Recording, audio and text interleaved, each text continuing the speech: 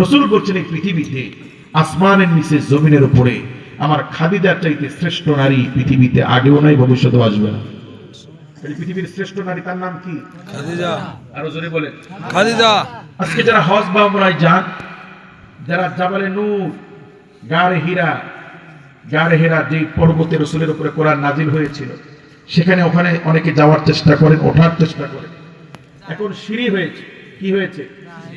প্রায় 1300 সিঁড়ি বেয়ে জাবালে নূরের গারে হীরা সেই পর্বতে উঠতে হয়, প্রায় 1300 সিঁড়ি বেয়ে। কত সিঁড়ি? যুবকরা হাঁপায়া যায়, কয়েকবার বিশ্রাম নেয়, পানি খায়। এখন তো সিঁড়ি হয়েছে। 1000 বছর আগে কোনো সিঁড়ি ছিল না। 40 ঊর্ধ্ব একজন স্ত্রী স্বামীর জন্য কষ্ট করে করে খাবার সেই গারে হীরাতে চূড়ায় দিয়ে আসতো। আজকাল অনেক স্ত্রী আছে, স্বামী কোনো কাজের কথা বলে, আমি তোমার বাড়ির কাজের বুয়া, বলে কি না? আল্লাহ রসুলের বাড়ি ছিল কাবার চত্বরে, সাফা মারওয়ার এই পাশে, আবু জেহেলের বাড়ির সামনে। এখান থেকে জাবালে নূর প্রায় কয়েক কিলো রাস্তা। এত কিলো রাস্তা, আবার এত উঁচুতে স্ত্রী খাবার দিয়ে আসতো। তাও কোন স্ত্রী? যৌতুক নয় স্ত্রী। আম্মা জান তো ধনী মানুষ ছিলেন, ব্যবসায়ী ছিলেন, সব নবীকে দিয়ে দিচ্ছেন। ইয়া রাসূলুল্লাহ, আপনার যা খুশি। আল্লাহ রাসূল রেখে দিচ্ছেন না দান করে দিচ্ছেন? চাইলে পায়ের উপর পা তুলে সারা জীবন খাইতে পারতেন কি না? মুআজ্জিজ হাজিরিন, জিবরাইল আলাইহিস সালাম এসে আল্লাহ রাসূলকে বলতেন, ইয়া রাসূলুল্লাহ, একটু পরে একজন মহিষী নারী আপনার জন্য খাবার নিয়ে আসবেন। তিনি আসলে আমার সালাম পৌঁছে দিবেন। আর তাকে স্বয়ং আল্লাহ নিজে সালাম দিয়েছেন। এ হচ্ছে পৃথিবীর শ্রেষ্ঠ নারী। সুবহানাল্লাহ। নবীজি রাতের বেলা দাওয়াত দিয়ে মক্কার জীবনে আস্তি করে ঘরে এসে একটা ডাক দিতেন, খাদিজা।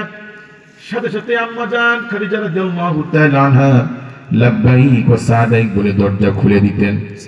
নবী জিজ্ঞেস করতেন, খাদিজা, যত রাত্রে আসি একটার বেশি দুইটা ডাক দিতে হয় না, একটা ডাকে তুমি কিভাবে দরজা খুলে দাও?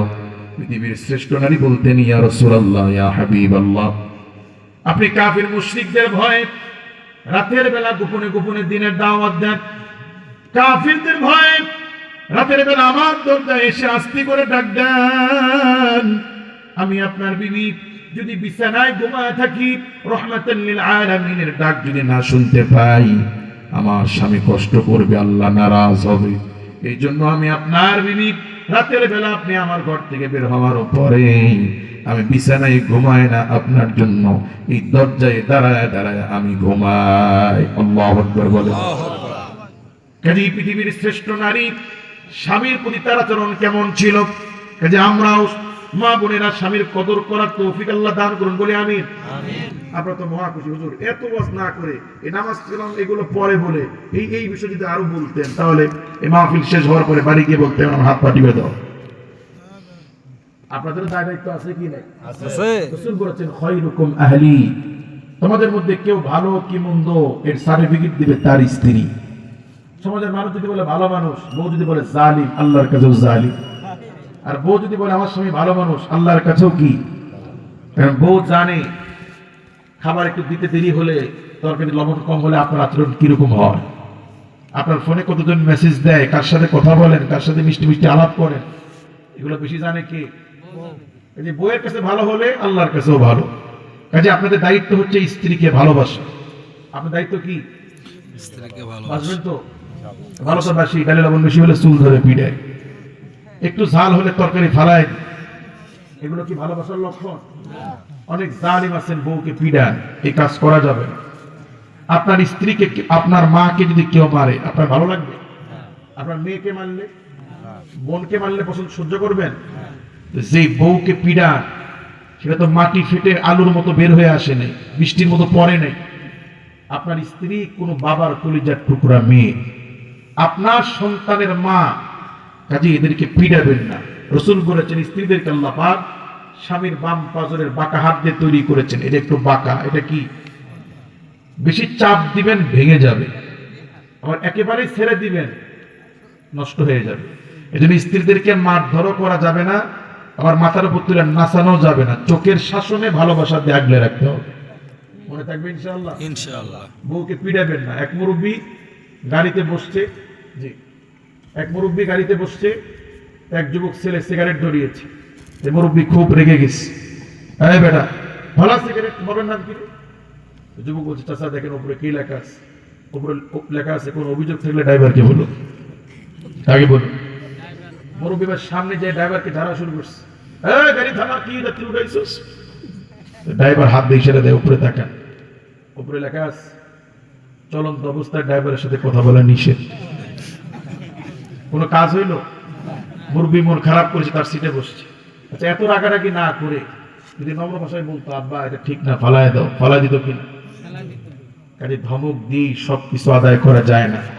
বেলা লবণ বেশি হয়েছে, ঝাল হয়েছে, যদি পিঠা, পরের বেলা লবণ কম দিবে, সাথে 2 চামচ থুতু দিবে, খা জমির খাওয়া খা। বুঝতে পারবেন? কাজে স্ত্রীদেরকে মারবেন না, বুঝাবেন। আর যদি কোনো কারণে বেশি রাগ হয় যায়, মারাই লাগবে, তাহলে না পিটায়া সন্ধ্যাবেলায় শ্রীবর্দী বাজার থেকে 5 কেজি গুঁড়ো মাছ কিনে নিয়ে আসবে, মারের চাইতে ডবল শাস্তি হয়ে যাবে। স্ত্রীদেরকে মারবেন না, ভালোবাসবেন। আল্লাহ আমাদের দাম্পত্য জীবনকে সুখময় করে দিক বলে আমিন। দরুদ শরীফ আল্লাহুম্মা সাল্লি আলা সাইয়্যিদিনা ওয়া নাবিয়িনা ওয়া শাফি'ানা ওয়া হাবিবানা মাওলানা মুহাম্মদ সাল্লাল্লাহু আলাইহি ওয়াসাল্লাম। আল্লাহ তাআলা আমাদের সকলকে মাফ করুন। যদি এত রাত করা উচিত হয়নি, আমাকে যদিও দেওয়া হয়েছে দেরিতে, তো যাই হোক, এত লম্বা কথা বলেছি আপনাদের পরিবর্তনের জন্য, যেন আপনারা একটু পরিবর্তন হন, যাতে একটু নামাজি হন। যদিও আপনাদের নামাজ পড়তে হয়তো কষ্ট হবে, আল্লাহর রাস্তে সবাই মাহফিল শেষ হওয়ার পরে বাড়িতে গিয়ে এলান দিয়ে রাখবেন, সবাই ফজরের নামাজ জামাতে পড়বেন। আল্লাহ আমাদের সকলকে তৌফিক দান করুন। আর এই মাদ্রাসার মাহফিল আপনাদের ছেলে মেয়েদেরকে মাদ্রাসা দিবেন তো ইনশাআল্লাহ? এই মহিলা মাদ্রাসা যদি আপনারা মেয়েদেরকে দেন, আর কিছু না হোক, বিশ্বাস করুন এই মেয়েটার জীবনে নামাজে ভুল হবে না। কথা বলেন? নামাজের মাসলা মাসাইল, কোরআন তেলাওয়াত, এগুলো শিখবে কি শিখবে না? শিখবে। আর কিছু না হোক, এই মেয়ে যদি বরকা পরে হাত পায়ের মধ্যে যদি মাদ্রাসায় আস, 2 বছর 3 বছর পড়ার পর যদি নাও পড়ে, আর কিছু না হোক, এই মেয়েটা বেপর্দাশীল হবে না।